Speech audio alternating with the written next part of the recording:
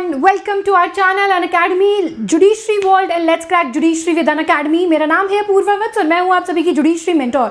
और आज आपके सामने एक ऐसा इंपॉर्टेंट मुद्दा लेकर आई हूँ जहाँ पर चेक बाउंसेस के केस पर एक बहुत ही अहम, बहुत ही बड़ा फैसला आ गया है हाईकोर्ट की तरफ से। तो दोस्तों, ये जो 138 के केसेस होते हैं, चेक के मामले होते हैं, ये इतने ज़्यादा पेचीदा होते हैं कि आपको यहाँ पर लीगल अवेयरनेस होना बहुत ज़्यादा ज़रूरी है।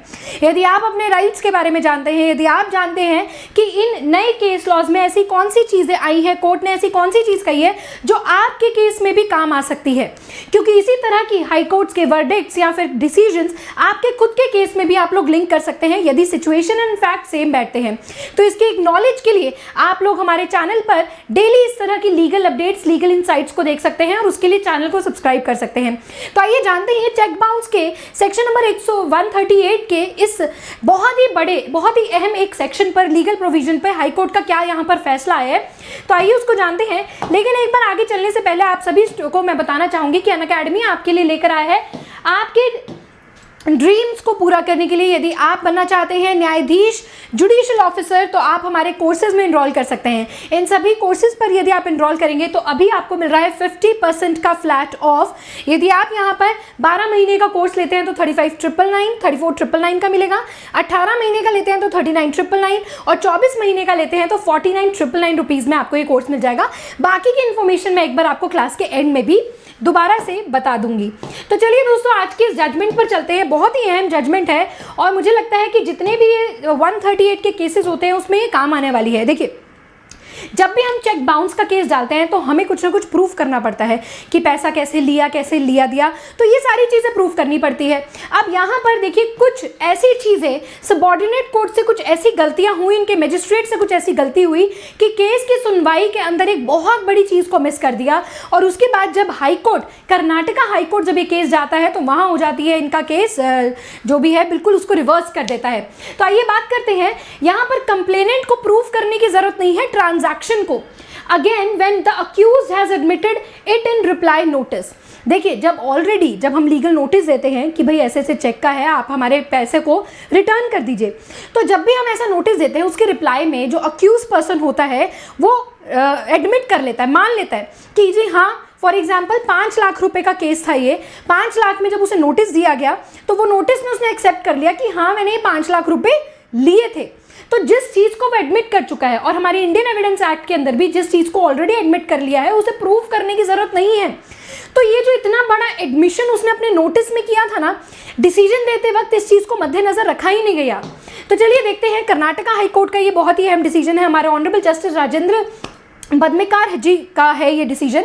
वो कहते हैं, उन्होंने ऑब्जर्व किया, जब भी in the reply to notice of the transaction itself, जो आपने नोटिस दिया किसी भी ट्रांजैक्शन का कि भाई हम लोग के बीच में इतना लेन देन है, इटसेल्फ वो एडमिट कर लिया, पहले ही मान लिया कि हाँ जी मैंने लिए हैं इतने पैसे। Accused in a cheque bounce case calling upon a complainant, फिर आप कॉल करते हो कि आप प्रूफ करो ट्रांजैक्शन का। अरे जब उसने कोई भी इतना बड़ा, उसने जो फैक्ट है वो एडमिट ही कर लिया, फिर काय बात का proof. Again does not arise at all. Court ये एक अपील एप्लीकेशन को, यहाँ पर अपील केस को यहाँ पर सुन रहा था, तो क्या कहते हैं, जब यहाँ पर सबऑर्डिनेट कोर्ट क्या करती है, एक्विट कर देती है अक्यूज को 138 के केस के अंदर। अब इसी के लिए जो यहाँ पर कंप्लेनेंट होते हैं, जो यहाँ पर सूट प्लेंटिफ होते हैं, वो क्या करते हैं, सूट को हाई कोर्ट में अपील में ले जाते हैं उसी डिसीजन के खिलाफ। तो यहाँ पर जस्टिस राजेंद्र जी थे, उन्होंने कहा कि जब नोटिस के रिप्लाई में उन्होंने ट्रांजैक्शन को खुद से ही एडमिट कर लिया, तो जज ने, जो सबऑर्डिनेट कोर्ट के जजेस थे, मजिस्ट्रेट थे, उन्होंने इस बात को नज़र क्यों नहीं रखा, यानी कि केस को मेरिट्स में सुना ही नहीं गया। आगे देखिए, थोड़ा सा इस केस की हिस्ट्री के बारे में आप लोगों को बताती हूँ। जो यहाँ पर कंप्लेनेंट थे, उन्होंने कहा कि भाई जो अक्यूज है, उनके जो रिलेटिव है, जो अक्यूज कौन है, उन्हीं के रिलेटिव है, उन्होंने उनसे 5 लाख रुपए बोरो किए। 5 लाख रुपए का ऐसे फ्रेंडली लोन लिया अपने रिश्तेदार से ही।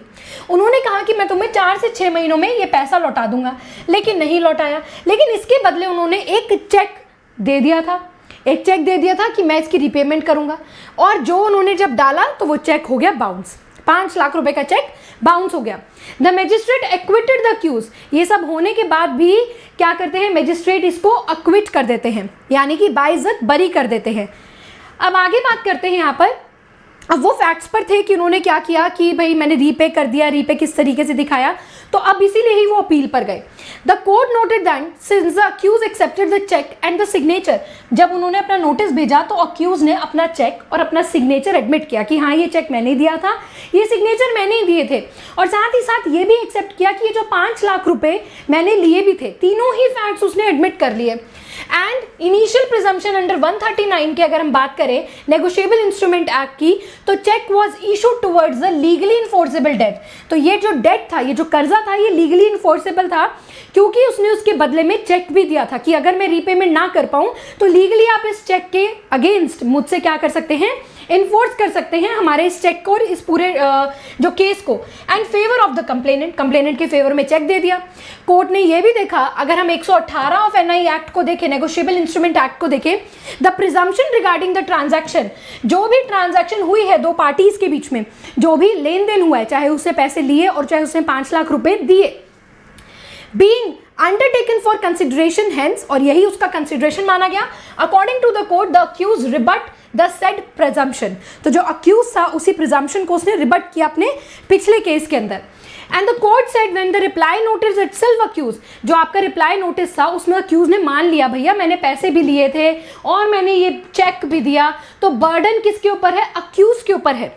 जब अक्यूज ने इतने बारीकी जो फैक्ट्स थे, जो सब जिस पर केस आधार था, सब्जेक्ट मैटर से रिलेटेड जो भी फैक्ट्स थे, उसको अगर उसने एडमिट कर लिया तो अब बर्डन ऑफ प्रूफ उसी के ऊपर है।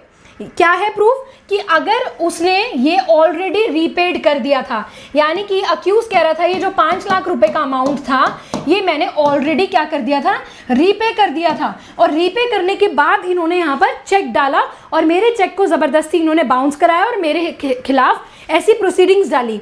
And as later he asserting that the issuance of check was not towards the legally enforceable debt, और ये फिर बाद में उन्होंने कहा, मतलब अपनी कंटेंशंस को चेंज किया कि ये जो मेरा चेक है ये मैंने लीगली इन्फोर्सेबल डेट के लिए नहीं दिया था। तो बहुत ही अलग अलग बातें करी अक्यूज ने अपने केस के अंदर, और उसके बाद भी अगर आप इसकी पूरी जजमेंट को पढ़ेंगे तो आपको और अच्छे से इसमें समझ में आएगा कि क्या क्या कंटेंशंस उन्होंने यहाँ पर रखी। अब आगे देखते हैं कोर्ट ने क्या क्या नोटिस किया। अब बात करते हैं कोर्ट ने क्या क्या इसमें ऑब्जर्व किया।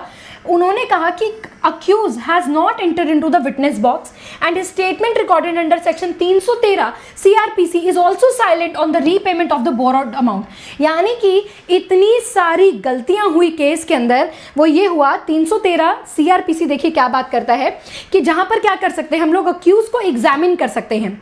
देखिए 313 सीआरपीसी की पावर क्या होती है कि कोई भी ट्रायल है, कोई भी इंक्वायरी है, ताकि अक्यूज को पर्सनली एक्सप्लेन करना पड़े कोई भी सर्कमस्टांसेस को, उसके रिगार्डिंग कोई एविडेंसेस प्रोड्यूस करने पड़े कोर्ट को, तो वो सारे के सारे क्वेश्चंस उसको एग्जामिन कर सकते हैं। कोर्ट किसी भी स्टेज पर without previously warning to the accused put such questions, जो भी ऐसे क्वेश्चंस जहां से एक सच निकल पाए, जहां पे किसी भी फैक्ट को यहां पर निकाल पाए, तो कोर्ट एग्जामिन कर सकती है अक्यूज पर्सन को।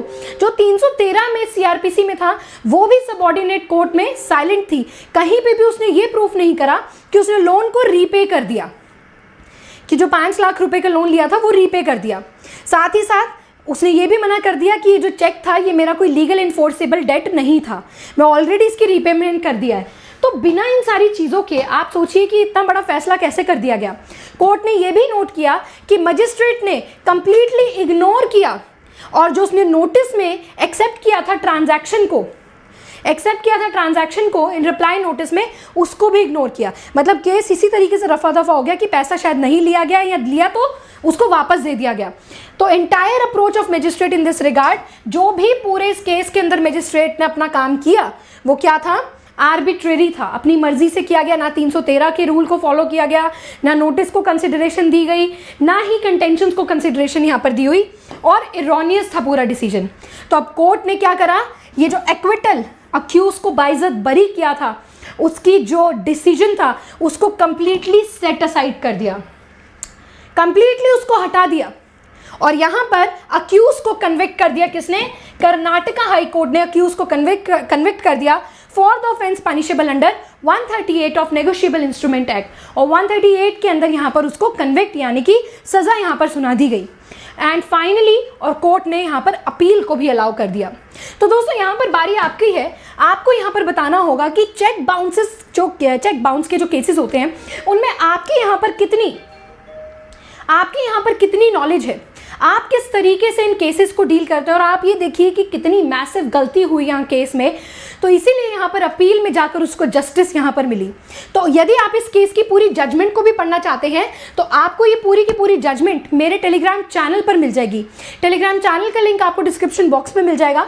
आप डिस्क्रिप्शन बॉक्स में जाइए, टेलीग्राम चैनल को मेरे कनेक्ट कर लीजिए, अनअकैडमी अपूर्वा वत्स और आपको अनअकैडमी जुडिशरी वर्ल्ड, ये दोनों ही हमारे टेलीग्राम ऑफिशियल टेलीग्राम चैनल्स हैं। आप जाइए तो इसमें पूरी मैं आपको ये जजमेंट की कॉपी दूंगी, जिसमें यदि आपको बारीकी से जानना है 138 के केसेस को आप डील करते हैं, आप उन्हीं केसेस के लिए एडवोकेसी करते हैं, प्रैक्टिस करते हैं इन्हीं केसेस में, या आपका भी रिलेटेड बिजनेस कोई ऐसा है जहां पर चेक्स का लेन देन होता है, तो आपको बहुत ही गहराई में जाकर इन जैसे केसेस को देखना चाहिए कि किस तरीके से पूरी की पूरी केस को ही पलट कर दिया, कहते हैं ना, पलटा दिया गया। पहले एक्विट बाइज्जत बरी कर दिया था और हाई कोर्ट ने इसको कन्विक्ट कर दिया।